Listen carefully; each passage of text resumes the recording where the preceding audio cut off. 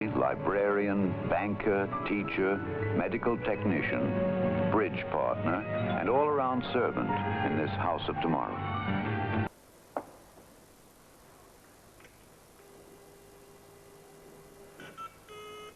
Kõik need hääled tulevad praegu moodemist, kes otsib mööda telefoniliine taga lähimal seisvat arvutit. Ja käivitame programmi, millega saab vaadelda hüpermeedia keskkonda.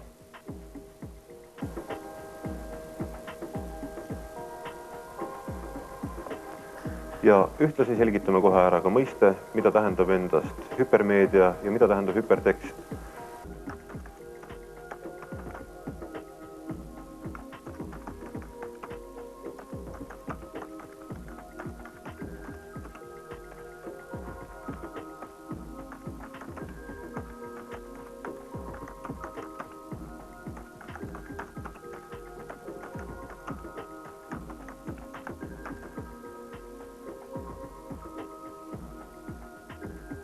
Ning saadame teate teele.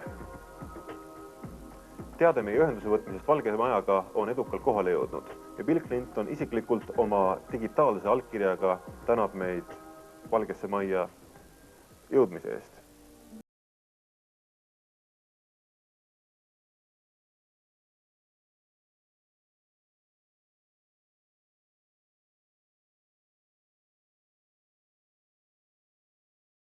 Now, Surrey Education Authority has taken the next major step forward, fully equipping classrooms with teaching machines in 4 of their schools. This classroom has got 36 machines, and there are similar classrooms at the other 4 schools.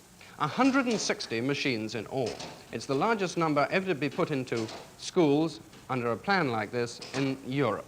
The children operate the machines themselves by pressing buttons on the right. They read a lesson on an illuminated screen. At the end, there's a question, and they can select from a choice of answers. They press a button to find out if they're right or wrong. If they're right, then they can go on to the next lesson. If they're wrong, then they're taken through a series of explanation lessons to correct their thinking. Librarian, banker, teacher, medical technician, bridge partner, and all-around servant in this house of tomorrow. Master James Shaw, 8 years old, student, attends formal school 2 mornings a week. Much of his education, however, is carried on in a kind of education center within the home.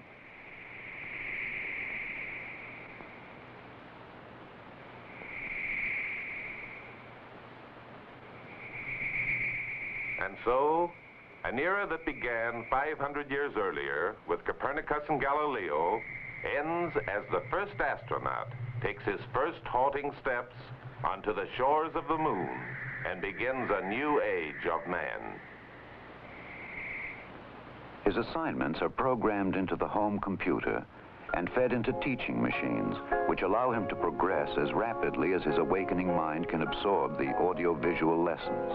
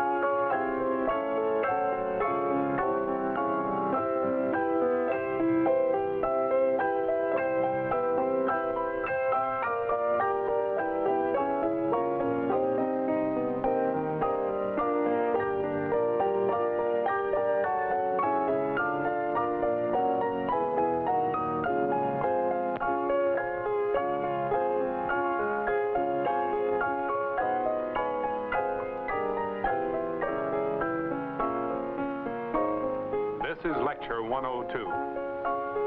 Galileo's life work, and indeed his personal character, can perhaps be exemplified by describing one of his early experiments. According to Aristotle, a body that falls possesses weight. Those that do not fall have no weight. Since air does not fall, it has no weight. Galileo decided to examine this conclusion.